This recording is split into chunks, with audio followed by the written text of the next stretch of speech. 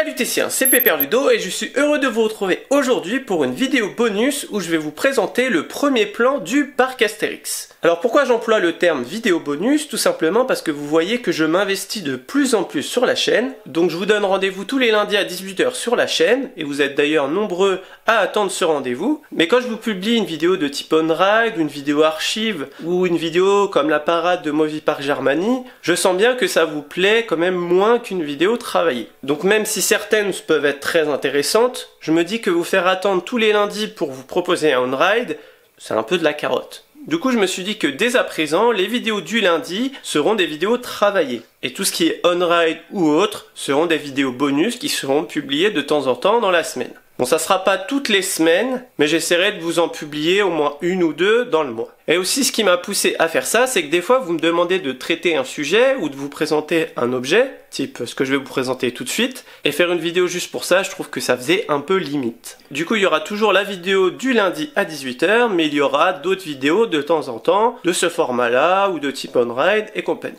Après cette petite parenthèse pour vous présenter un peu l'avenir de la chaîne, je vais vous présenter enfin ce premier plan du parc Astérix. Donc voici à quoi ressemble ce plan. Donc il fait 70 cm sur 1 mètre. Donc vous vous doutez bien que c'est pas le plan qui était donné aux visiteurs, mais en fait il s'agit d'un plan d'avant l'ouverture du parc. Et c'est ça qui est intéressant parce que vous allez voir qu'il y a des choses qui n'ont pas vu le jour et qui auraient pu être sympas dans le parc. Alors, on va commencer par la Via Antica, qui n'a pas vraiment changé. La seule chose, on va dire, qui a changé, ça va être au niveau de l'entrée. Ensuite, dans la Via Antica, depuis l'ouverture, ça a un peu changé, mais dans l'esprit, ça reste la même chose. Et en approchant un petit peu, on peut voir une sorte de défilé. Et en fait, il y avait une parade en 89, donc j'imagine que sur le plan, ça a été représenté comme ça. Ensuite, au niveau des arènes, on peut voir qu'à l'époque, elles n'étaient pas couvertes. Donc ça a été représenté sur le plan. Donc ensuite on a le grand splash, juste là, donc le grand splash qu'on a connu, mais on peut voir sur le plan qu'en fait c'était des bûches, donc je ne sais pas s'ils voulaient mettre des bûches au tout départ, mais bon, en tout cas sur le plan c'est représenté avec des bûches, et avec un petit peu de thématisation, on dirait qu'on allait passer dans un tunnel. Donc là on peut voir qu'il y a une aire de jeu, donc là actuellement c'est les petits chars tamponneurs, et à cet endroit-là, la National 7, mais ça, c'est arrivé l'année d'après, il me semble. Là, on peut voir le pirate échoué, qui visiblement était déjà là à l'ouverture. Donc là, un peu plus loin, gros choc, je pense, pour la plupart d'entre vous, parce qu'à l'époque, il y avait un lac. Donc là, il faut se visualiser maintenant la trace du rat. Le relais gaulois ici, qui est arrivé en 90. Là, il y a la petite tempête, maintenant, qui est arrivée aussi en 90, il me semble. Et surtout, ici, maintenant, il y a le Menhir Express. Donc imaginez quand même la place que prend le Menhir Express, donc imaginez quand même la taille de ce lac. Donc ça devait être assez dépaysant à l'époque. Donc on va monter un petit peu. Donc là, à cet endroit-là, c'est l'entrée de la rue de Paris, avec ici le cinéma 4D, où il y a attention au Menhir actuellement. Là actuellement, il y a les jeux de Rigolini, enfin du moins il n'y a plus, maintenant c'est où il y a la foire aux citrouilles pour Peur sur le parc. On peut voir une verrière qui est celle de la Guinguette, mais qui avait l'air un peu plus tropicale quand même à l'époque, avec les grandes chaises ici, le cirque qu'on connaît actuellement, et une attraction qui existe toujours, l'escadrille des As, qu'on peut voir ici, qui ont été déplacées vers le Goudurix. Du coup à l'époque, l'escadrille des As était quand même mieux intégrée que maintenant.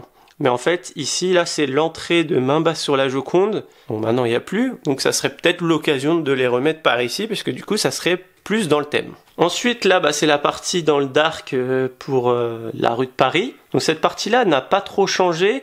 Hormis si vous avez suivi ma vidéo où j'explique pourquoi ils ont fait la zone à travers le temps, où à l'époque, on voyait plus une évolution du Moyen-Âge, la Renaissance, jusqu'au Paris avant et après Haussmann. Donc je vous invite à la regarder juste ici. Donc bien sûr, à l'époque, on voit c'est représenté, il y a beaucoup de personnages, parce qu'en fait avant, cette partie-là était la zone, je pense, la plus animée du parc, et malheureusement, c'est une zone bien triste actuellement. On arrive maintenant du côté du lac, où ça n'a pas trop changé, parce qu'il y a le Goudurix juste là, il y a les petites chaises volantes, les dracars, la galère, enfin, ça n'a pas trop changé. Là où ça a changé par contre, c'est ces petits bateaux. Alors j'aimerais bien que quelqu'un me le dise dans les commentaires si ça a vu le jour un jour. Mais moi j'ai pas souvenir qu'il y ait eu des bateaux comme ça sur le Grand Lac. Mais en tout cas, ouais, c'est une vraie intégration. Et aussi vous pouvez remarquer sur la presqu'île, donc là où maintenant il y a les jeux d'eau douce, un gros obélix en train de dormir sur cette plaine, qui aurait pu être l'une des pièces maîtresses en plus de la statue d'Astérix. On va descendre un petit peu et on peut voir ici Archimboldo, donc le restaurant du lac actuellement. Ici le théâtre de Panoramix, qui à l'époque faisait des sortes de cascades et il a été refait il y a quelques années. Et on peut voir ici le delphinarium, donc là il a été coupé en deux pour le plan, mais on voit bien qu'en fait le delphinarium était couvert à l'époque. Ensuite ici, là c'est vers où il y a Rivière d'Élise, Discobélix, Tonnerre de Douce maintenant, je ne sais pas trop ce qu'il y avait à l'époque. Je sais pas, on dirait une petite grotte ou un petit passage. Après, c'est pas le plan d'ouverture, donc peut-être ça n'a jamais vu le jour. Ici, il y avait une attraction avant même l'hydre de Lerne qui s'appelait Tohu-Bohu, mais je n'ai pas connu. Et ici, c'est une attraction qu'il y a toujours, le cheval de Troie, mais à l'époque, elle s'appelait le tapis volant. Ensuite, on arrive sur la descente du Styx, donc maintenant c'est Romus et Rapidus, et on revient à notre point de départ avec les arènes, le carrousel. Il y avait déjà les restaurants ici à l'époque, et je n'oublie pas bien sûr le village, mais bon ça, je ne pense pas que ça ait vraiment changé. Voilà, je vous montre quelques images.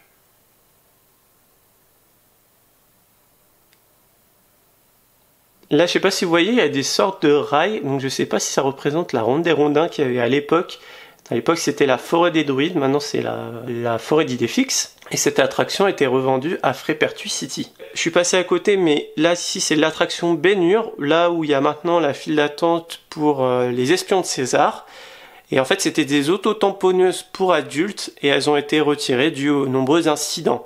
Et ici, c'était le camp Petit Bonhomme. Donc au-dessus de l'exposition Astérix, où maintenant c'est au-dessus c'est des bureaux pour le service opération. Voilà, je pense vous avoir montré le plus gros. Sur le plan, on peut voir aussi des inscriptions, juste là, qui nous permettent de dévoiler des choses qu'il n'y a plus dans le parc. Par exemple, l'Apocalypse, qui avait l'air d'être un train fantôme à l'époque. Je n'ai pas plus d'informations là-dessus, mais justement j'essaie de me renseigner pour vous faire une vidéo prochainement. On peut voir également qu'il y avait l'Aquapodium, en fait, qui était un spectacle qui représentait un banquet, de ce que je comprends, ce qui est écrit sur le plan, qui avait lieu du coup sur le lac, où il y a maintenant la petite tempête, et le Menhir Express. Dites-moi comme d'habitude dans les commentaires ce que vous avez pensé de la vidéo, et si d'ailleurs vous avez connu le parc à son ouverture et que vous avez des informations à nous donner. Qu'est-ce que vous pensez également de ces petits bonus, Je pense pas que ça va vous déplaire parce qu'au final vous allez avoir plus de vidéos. Si tu as aimé la vidéo comme d'habitude, n'oublie pas de la liker, ça fait toujours plaisir et ça fait vivre la chaîne. Si tu découvres la chaîne avec cette vidéo, n'oublie pas de t'abonner juste en dessous, je parle des parcs d'attractions et parcs en tout genre toutes les semaines. Bon bah, il me reste plus qu'à vous faire des bisous, et bim!